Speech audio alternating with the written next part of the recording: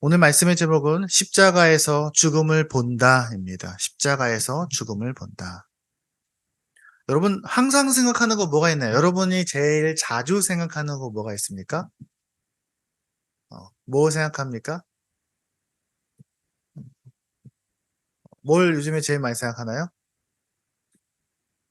아내를 가장 많이 생각하나요? 어, 혹시 자전거 아니? 어, 어, 그래요. 다 자기가 좋아하는 거를 자주 생각하게 됩니다. 어, 음. 학생들은 공부를 많이 생각합니까? 어? 오늘 오늘 뭘 배웠더라 이러면서 더 열심히 배워야지 이러면서 혹시 생각합니까? 사람들은 뭘 많이 생각할까요? 보통 사람들은 돈을 제일 많이 생각하겠죠. 부자가 되고 싶어요. 요즘에는 뭐 그 이상이 없는 것 같습니다. 모든 게 다 거기로 갑니다. 정치, 경제, 사회, 문화 모든 것들이 다 돈에서 만납니다. 가족들도 중요하죠. 가족도 많이 생각합니다. 어, 또 요즘에 워낙 외모가 중요한 시대입니다. 아름답게 가꾸기를 원하고요. TV에 나오면 정말 아름다운 사람들이 거기에 있어요. 또 내가 하기 싫은 거 생각 많이 합니다. 내가 하기 싫은 거 생각을 싫은 거 되게 많이 생각해요. 사람들은요. 또 취미, 어, 내가 좋아하는 게임, 내가 좋아하는 놀이, 내 여가 생활에서 그거 하고 싶으면은 항상 그 생각합니다. 어, 요즘 직장인들은 다 아마 여름 휴가철에 뭐 하고 놀까? 그 생각 많이 하지 않을까 싶어요. 재미있는 거. 여러분은 뭐가 제일 재밌나요? 여러분 심심하고 따분할 때 뭘 재밌게 합니까? 휴대폰? 네. 여러분 휴대폰이 없으면 여러분 우리의 삶은 어떻게 바뀔까요? 음, 휴대폰이 없다면 우리의 인생이 어떻게 바뀔까요? 가끔 그 생각합니다. 어, 왜냐면 저는 대학 가서 처음 휴대폰이 생겼거든요. 그리고 그땐 휴대폰이 전화밖에 안 됐어요, 거의. 그러다 보니까 연애도 안 한 저로서는 별 휴대폰이 썩 쓸모가 없었는데, 근데 사람들이 뭘 생각 제일 많이 하냐? 성경은 이렇게 정리합니다. 그러므로 염려하여 이르기를 무엇을 먹을까, 무엇을 마실까, 무엇을 입을까 하지 말라. 이거 다 이방인들이 맨날 생각하는 거야. 사람들이 여기에 이제 들어가 있다고 생각하면 될 것 같습니다. 사람들이 항상 이런 걸 생각한다는 거죠. 필요하긴 한데, 너무 자주 생각하는 거 아닌가? 반면에 정말 중요한데 가끔 생각하는 거 뭐가 있을까요? 정말 중요한데 가끔 생각하는 거. 너무 소중한데 별로 중요하게 생각하지 않는 것들도 많아요. 세상에는요. 반면 가족도 그런 것 같아요. 가족 너무 중요하죠? 오늘 우리 아이들 예배 드릴 때 그 얘기했어요. 가족 너무 소중한데 그렇게 우리 가족을 자주 생각하나? 그런 사람도 있고 별로 가족 신경 안 쓰고 사는 사람도 많습니다. 삶의 의미? 우리는 왜 살고 있지? 나는 무엇을 위해 살고 있나? 나는 미래에 뭘 하고 살까? 내 미래에는 상황은 어떻게 바뀔까? 나는 어떻게 그 미래를 향해 나아가야 할까? 내 마음속 깊은 곳에 내 진짜 마음은 뭘까? 어, 진짜 내 자신의 모습은 뭘까? 자기를 성찰한다고 하죠? 그런 것들은 굉장히 중요합니다. 근데 자주 생각하진 않습니다. 그 중에 하나가 죽음이 아닐까 합니다. 죽음. 죽음을 누가 많이 생각할까요? 제 생각에는 돌아가시 직전인 분들, 어르신들이 많이 생각하지 않을까요? 어, 예전에 그런 이렇게 탑골공원에서 인터뷰하면 어, 그런 어르신들의 인터뷰가 기억이 납니다. 항상 내가 언제 어떻게 죽을까 생각한다고. 근데 젊은 사람들에게도 더 중요하지 않나 싶습니다. 죽음에 대한 생각이요. 목사님, 우리 교회 애들은 상관없지 않나요? 아니요. 아이들에게도 죽음은 중요합니다. 요즘에 교과서 안에도 죽음에 대한 교육이 들어가 있어요. 찾아보면은 아이들에게 어떻게 죽음을 가르칠 것인가에 대한 많은 논의들이 이루어지고 있습니다. 오늘 본문에서는 바울이 굉장히 우리에게 뜻밖의 이야기를 합니다. 함께 말씀을 읽어보겠습니다. 고린도전서 15장 31절입니다. 시작. 형제들아, 내가 그리스도 예수 우리 주 안에서 가진 바 너희에 대한 나의 자랑을 두고 단언하노니 나는 날마다 죽노라. 나는 날마다 죽노라. 뭔 얘기일까? 바울이 이 얘기 지금 왜 하고 있는 걸까요?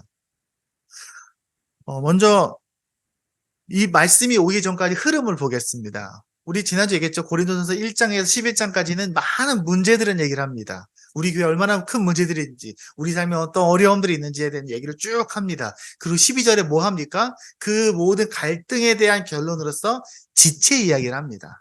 우리가 하나님의 지체, 예수 그리스도의 지체야. 그리고 나서 14장, 13장에서는 그 지체됨을 어떻게 할 거야? 사랑장이 나옵니다. 사랑은 오래 참고 사랑은 온유하며 그 중에 제일은 사랑이라 그 얘기를 합니다. 그리고 나서 14장에서는요. 그 11장에서 했던 예언과 방언에 대한 이야기를 좀 더 마무리해 추가 교육이 있습니다. 그리고 마지막 15장에 나오는 이야기가 이 얘기입니다. 15장에 그럼 뭔 얘기가 나올까요? 그 많은 얘기를 하고 마지막 결론 같은 이야기는 바로 복음 이야기입니다. 예수님의 십자가와 복음에 대한 이야기를 15장에서 쭉 합니다. 그러면서 그 중에 오늘 하는 이야기가 바로 이겁니다. 나는 날마다 죽는다. 사실 우리가 복음을 떠올릴 때, 우리가 예수 그리스도의 십자가와 그 은혜를 떠올릴 때, 우리가 예수님 처음 믿을 때, 나 하나님의 자녀 될 때, 구원 받을 때 그 얘기를 먼저 생각합니다.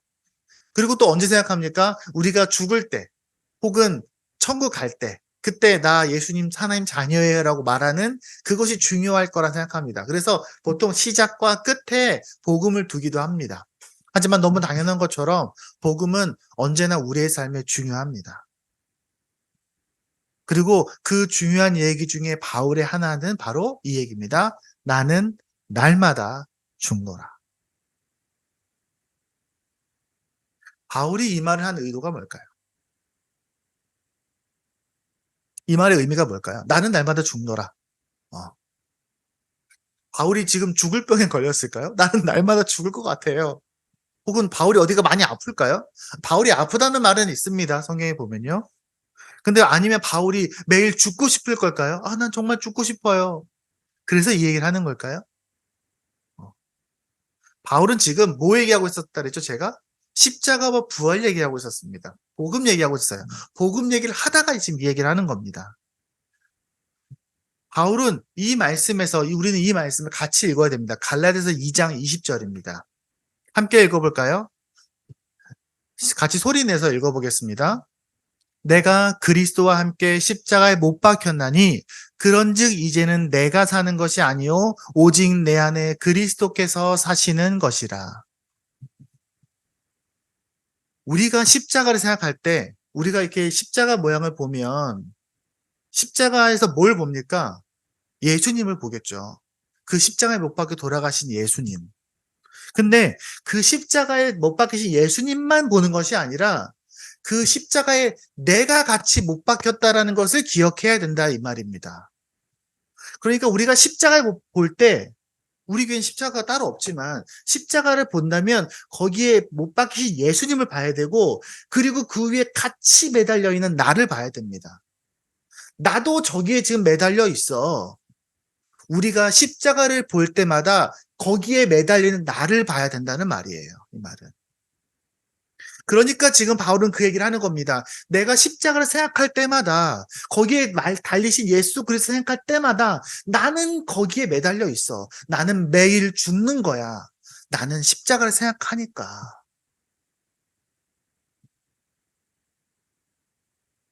얼마 전에 제가 우리 유아랑 슬기로운 의사생활을 가끔 봅니다. 슬기로운 의사생활 드라마에 보면 그 아들이 죽어가는 모습이 나와요. 엄마 아빠가 아들이 거의 죽어가는데 살릴 수 없을지 있을지 없을지 모를 때 마지막에 엄마가 인사할 때 뭘 갖고 오냐면 그 아이의 베네 저고리를 갖고 와요.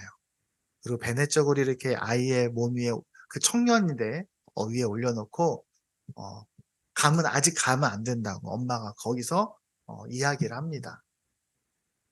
엄마가 베네 저고리를 볼 때 뭘 떠올릴까요?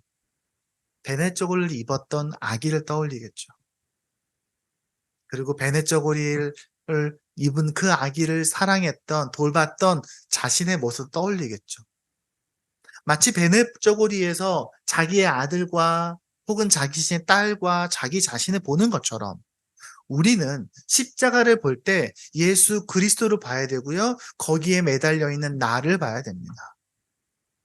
그게 맞는 겁니다. 십자가는 그냥 인테리어 디자인이 아니라는 거예요. 근데 세상도 죽음에 대한 얘기를 합니다. 근데 세상에서 우리가 죽음에 대해 떠올릴 일이 있을까요? 살면서? 어, 별로 없어요. 옛날에 제가 예전에 설교 때 그 얘기했습니다. 예전에는요, 아주 오래전에 우리나라 조선시대 이럴 때는 사람들이 항상 죽음을 경험하고 살았습니다. 동네 어르신이 돌아가시잖아요. 예, 뭐 윗집 할아버지가 돌아가셨어. 그러면 할아버지가 돌아가실 것 같아 라는 얘기가 들면은 멀리 살던 가족들 다 옵니다. 왜냐하면 임종을 지켜야 되니까. 그리고 거기서 일주일이고 열흘이고 기다려요. 할아버지 돌아가실 때까지. 가끔 몇 달 걸리기도 해요. 그러다가 할아버지가 다시 생생해지시면 아이고 그러고 다시 집으로 돌아가기도 합니다. 그러다가 다시 또 할아버지 돌아가실 것 같아요. 소식 전하면 또 오는 거예요. 그러면 어떤 일이 벌어지냐? 어르신이 돌아가시기 전에 온 동네 사람들이 같이 기다려요. 저 할아버지 이제 돌아가실 것 같아. 그리고 가족들은 며칠을 같이 보냅니다. 예전에는 그랬어요. 그러면 어른들만 그랬을까요? 아니요. 아이들도 마찬가지였어요. 만약에 할아버지가 돌아가실 것 같아. 그럼 아이들도 할아버지가 돌아가실 때까지 할아버지 옆에 있는 겁니다. 근데 지금은 그런가요? 옛날에는 그래서 누군가 돌아가시면 온 동네 사람들이 같이 장례에 참여하잖아요. 그래서 우리나라가 장례식 때 가족들만 하는 것이 아니라 친구들만 하는 것이 아니라 동네 사람들 다 불러서 같이 밥을 함께 먹는 겁니다. 그래서 우리가 장례식장에 가서 밥을 먹는 건 돌아가신 분과의 마지막 식사인 거예요. 그래서 한국은 그런 면에서 장례가 마을 행사입니다. 근데 요즘엔 달라요. 요즘엔 돌아가실 때가 되면 어디에 계십니까? 병원에 계시죠? 집에서 돌아가신 일은 거의 없어요. 아마 법적으로도 굉장히 예민할 겁니다. 왜냐면 사망을 선고하는 건 의사가 해야 되기 때문에 그래요. 그러면은 분이 돌아가실 것 같아요, 아닐 것 같아요라는 거를 거의 정확하게 알 수 있어요. 그러면은 가족들이 와서 오래 기다리나요? 하루만 기다려도 불평불만이 나올걸요? 어. 몇 시간 안 기다리죠. 거의 돌아가실 때 옵니다. 거의 막 돌아가시기 직전에 가족들이 옵니다. 그리고 마지막 모습만 보게 되죠. 그럼 어떻게 됩니까? 전문가의 손에 이끌려서 시신은 어디론가 갑니다. 그럼 장례 지도사 전문가가 시신을 정리하고 관리하고 가족들은 장례식을 치르기 위해서 분주하겠죠. 그리고 또 언제 봅니까? 그 마지막 시신을 염한다 그러잖아요. 염하기 전에 가서 어 그 할아버지의 어르신의 시신을 보는 거예요. 얼굴 잠깐 보는 거죠. 어 저도 기억이 나는 게 저는 할아버지가 돌아가실 때 제가 갔어요. 할아버지 요양원에 계실 때 제가 가서 돌아가신 할아버지의 시신을 제가 수습을 했어요. 그리고 할아버지 시신을 연구차에 실을 때 그 시신 옆에 제가 앉았어요. 그러니까 그 긴 차 있잖아요. 그 긴 차가 처음에는 인제 거기 관도 싣지만 사람도 싣거든요.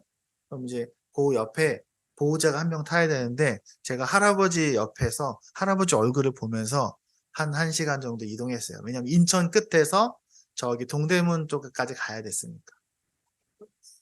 할아버지가 시신을 보고 가는 거지. 어. 아직도 기억이 나요. 근데 죽음을 떠올린다는 건 불편한 일입니다. 근데 우리는 달라요. 그리스도인들에겐 죽음은 그렇게 불편한 일은 아닙니다. 왜냐면 우리는 천국에 대한 소망이 있잖아요.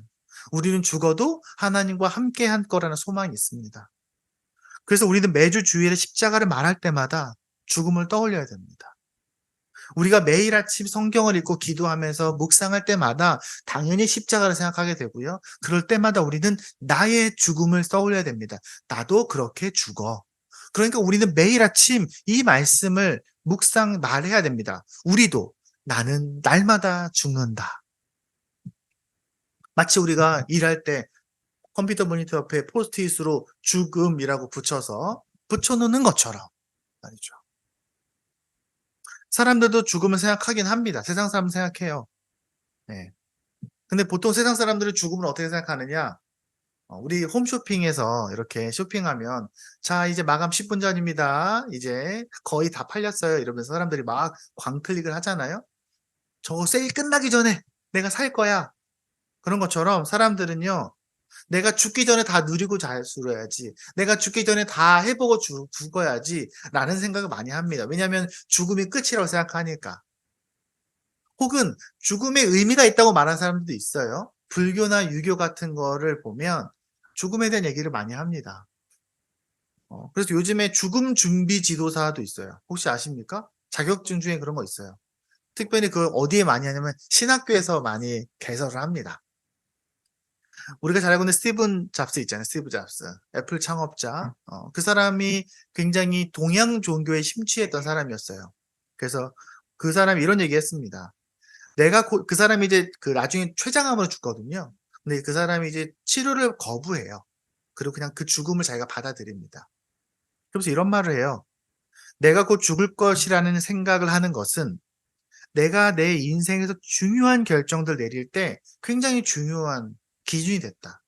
내가 죽는다는 사실은 내가 뭔가를 결정할 때 중요했다는 거죠. 왜일까요? 죽음은 우리에게 뭔가 중요한 것을 알려주는 기준이 되거든요. 누구도 죽기를 원하지 않는다. 하지만 죽음은 우리 모두의 숙명이다. 아무도 피해갈 수 없다.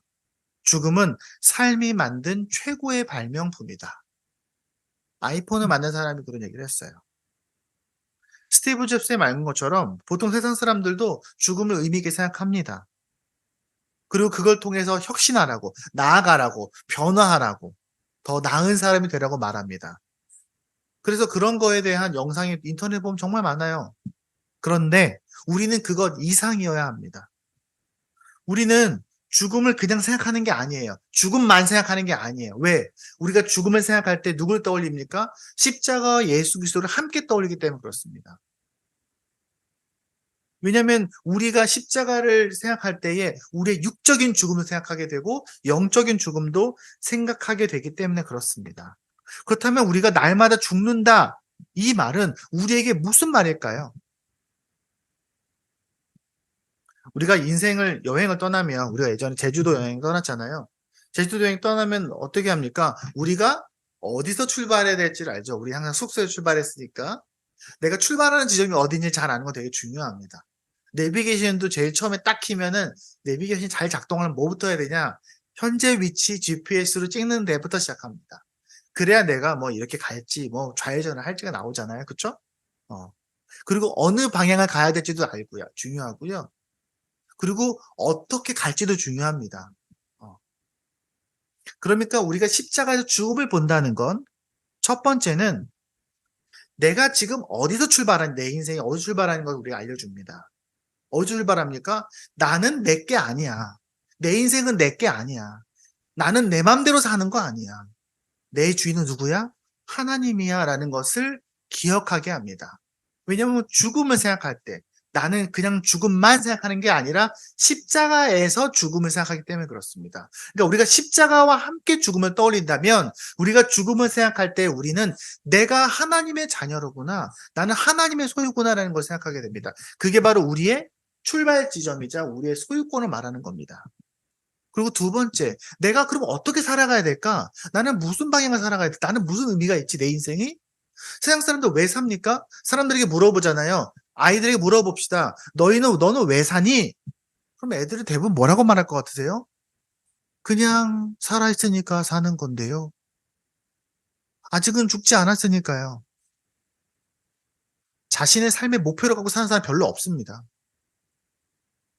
요즘에 뭐 중고등학생들 아이들 보면 너의 꿈과 미래에 대해 공부를 합니다. 그럼 그 꿈과 그 미래를 위해서 아이들이 살까요?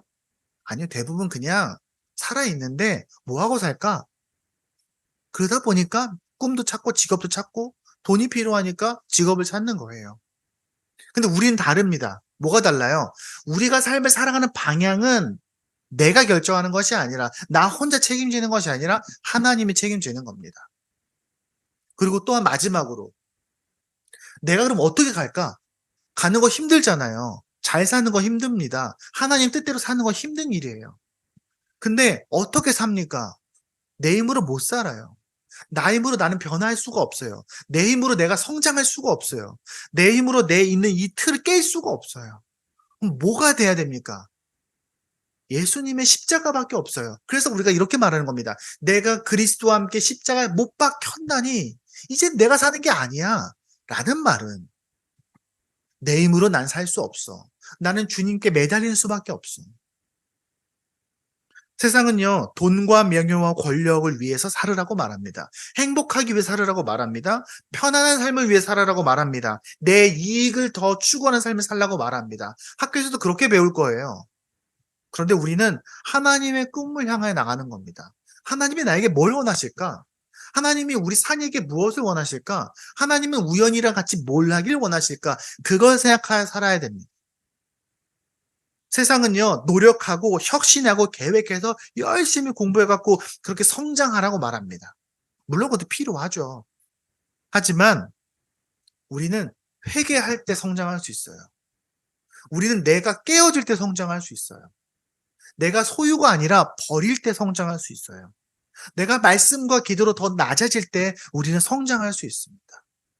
내가 뭘 더 가지겠어라는 마음을 가지고선 성장할 수 없어요. 그게 인간입니다. 그리고 세상은 말하죠. 너의 안에 힘이 있는 거야. 네가 할 수 있어. 너가 책임져야 돼. 네 인생 네 거지. 아무도 너 도와주지 않아. 근데 넌 할 수 있어. 너는 아주 아주 특별해. 너는 훌륭해. 라고 말합니다. 하지만 성경은 말해요. 아니, 너 힘으로 못해. 넌 처음부터 너 스스로 살 수 없도록 만들어졌어. 네가 나와 함께 있을 때 너는 잘 살 수 있어. 네가 그걸 잊어버리면 그때부터 너는 멈추는 거야. 우리 아이들에게도 그렇게 말해줬으면 좋겠습니다. 우리 아이들도 이렇게 말하면 좋겠어요. 여러분, 얘들아, 길을 잃었니? 어디로 가야 될지 모르겠니? 하나님께 기도해봐.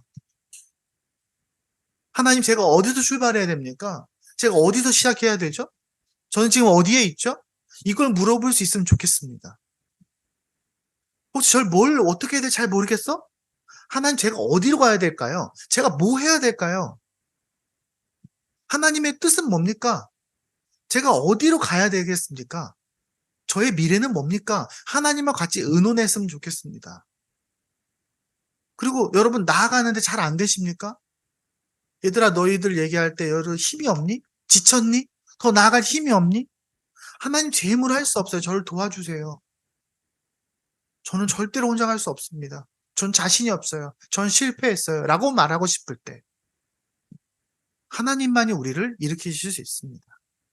그래서 십자가에서 죽음을 생각하는 건 죽음에 대한 생각이지만 희망에 대한 생각이 있는 겁니다.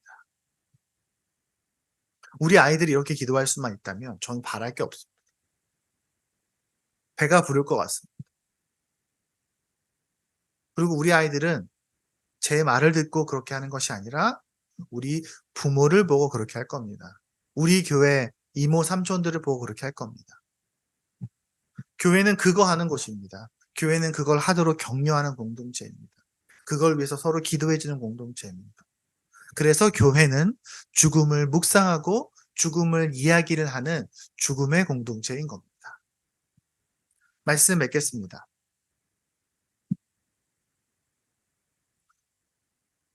사실 우리는 그리스도인으로서 딱히 그렇게 별로 노력할 게 없는 시대를 살고 있습니다. 여러분, 그리스도인을 살기 위해서 엄청 노력합니까? 예전처럼 우리는 사자밥이 되지 않아요. 여러분, 1세기만 해도요, 물어봅니다. 너 예수 그리스도를 믿니? 네, 믿습니다. 그럼 얘를 데려가다 뭐 합니까? 콜로세움을 세워서 사자밥이 되게 합니다. 굉장히 많은 사람이 죽었습니다. 감옥에 갇혔고요. 고문을 당했고요. 마을에서 쫓겨났습니다. 당시에 마을에 쫓겨난다는 얘기는 그냥 먹고 살 수 없어서 굶어 죽을 수밖에 없어요. 우리는 예수를 믿는다고 가족을 잃을 일도 없고요. 믿음을 갖고 있다고 세상에서 버림받을 위협도 없습니다. 그러니까 사실 성경에서 볼 때 바울이 나는 날마다 죽노라라고 말하는 말이 되게 어색합니다. 되게 중2병 말 같아요. 중2한테 있는데 이런 얘기해서 그렇지만 중2병 말 같아요. 마치 나는 절 매일 목숨을 걸고 살고 있어 라고 말하면 초등학생이 그렇게 얘기하면 얼마나 어른이 볼 때 웃기겠습니까? 물론 이런 얘기죠. 아, 목사님 저 교회 다닌다 그러면요. 사람들이요. 저 잘 인정해 주지 않아요. 별로 좀 이상하게 쳐다봐요. 그럴 수 있죠. 하지만 여러분, 지금 이 시대는요. 인류 역사상 어느 때보다도 편안하게 교회를 다닐 수 있는 시대를 살고 있어요. 성경이 쓰여지던 시대는, 지금 바울이 성경을 쓰던 시대는요, 예수 믿으면 목숨이 위태로운 시대에 쓰여진 성경이에요. 예수를 믿는다는 것 자체가 생존의 위협을 받고요, 내 가족이 위험한 시대에 쓰여진 책들이라고요. 그 시대 사람들에게 읽으라고 써준 책이에요. 근데 그 책을 지금 이렇게 편안한 이 시대에 우리가 읽는다는 게 참으로 어색합니다. 요즘 사람들이 죽음을 너무 쉽게 말합니다. 뭐 이렇게 얘기하죠. 배고파 죽겠어. 심심해 죽겠어. 말만 하면 죽겠다고 말합니다. 가끔 이런 얘기합니다. 싸우면서 야, 너 죽을래? 이러면 싸웁니다. 그리고 TV를 보잖아요. 너무 많은 사람들이 너무 쉽게 죽어요. 옛날에는 드라마에서 사람 한 명 죽는 게 그렇게 쉽지 않았거든요. 요즘에는 그냥 한 장면에 몇십 명씩 막 죽어요. 막 너무 잔인하게 죽는 게 그냥 심드렁하게 넷플릭스 돌리면서 보는 거예요. 그렇게 죽음이 아무렇지도 않게 대충 소비되는 시대를 우리는 살고 있어요. 게다가 우리는 사소한 일에 너무 쉽게 상처받습니다. 왜냐하면 요즘에 사람 점점 공감을 잘해주거든요. 옛날에는 정말로 제가 이렇게 얘기하면 마치 꼰대가 된 것 같은데, 옛날에는 그렇게 사소한 일들로 힘들다고 말하지 않았어요. 옛날에는 훨씬 더 극한의 상황 속에서도 그냥 이 악물고 버티고 나갔어요. 왜? 그렇게 해야 살았으니까. 그렇게 하면 살 수 없었으니까. 근데 지금은 조금만 힘들어도 너무 힘들다고 난리법석을 떨고요, 사람들도 계속해서 너 힘들지 힘들지라고 말합니다. 그리고 조금만 힘들어도요, 조금만 내가 원하는 것이 힘들어도 하나님은 없어요. 하나님은 제 얘기를 들어주지 않아요. 내 믿음은 가짜인 것 같아요. 전 교회를 떠나겠어요. 라고 쉽게 내뱉는 시대를 살고 있습니다. 과거에는 하나님을 믿기 위해서 목숨을 걸었다면 지금은 내 사소한 기분 나쁨 때문에 교회를 버리는 시대를 살고 있어요. 그러니까 바울이 말하는 이 말이 우리에겐 굉장히 어색합니다. 바울은 날마다 나는 죽습니다라고 말한 건 그냥 바울의 순간적인 감정을 말한 게 아니라 정말로 그의 삶은 그랬습니다. 정말 그는 죽을 것처럼 살았어요. 죽을 것처럼 믿었습니다. 물론 그렇다고 우리가 그렇게 살 수 있는 것은 아닙니다. 이 시대는 그렇게 살 일이 없어요. 하지만 적어도 그 바울의 그 절박함을 우리가 배울 수 있습니다. 여러분, 세상 사는 게 쉽지가 않아요. 이 땅에서 믿음으로 산다는 게 쉽지가 않아요. 예전에 사탄은 위협을 해서 우리를 예수님 못 믿겠다면 지금은 유혹으로 넘어가는 게 확실해 보입니다. 여러분, 우리가 죽음 앞에서 십자가 생각하고 그 안에서 우리의 믿음을 진짜 지켜내기 위해서 애쓰는 거, 발버둥 치는 거, 이를 악물고 하나님의 이름을 부르짖는 거, 그 절박한 그 마음을 우리가 살아내야 되고요, 우리가 우리 아이들에게 보여줘야 됩니다. 우리의 삶의 자리에서 정말 힘을 내서 서로 사랑해주고 서로를 위로하고 축복하고, 내가 갖고 있는 직장에서 내가 만난 사람들과의 삶에서 무엇이 하나님의 뜻일까 계속해서 고민하고 그런 열심히 있는 마음이 필요합니다. 우리 조금 더 애를 쓸 필요가 있어요. 그래서 바울이 나는 날마다 죽노라 라고 하는 그 말을 우리가 들을 때에 그 말이 우리에게 그렇게 불편하거나 그렇게 이상하게 느껴지지 않기를 바랍니다. 그래서 하나님 앞에서, 세상 속에서 그 말이 그래 맞아라고 끄덕여지는 우리가 되기를 바랍니다. 왜냐하면 2000년 전이나 지금이나 예수 믿기 힘든 건 매한가지이기 때문이에요. 기도하겠습니다.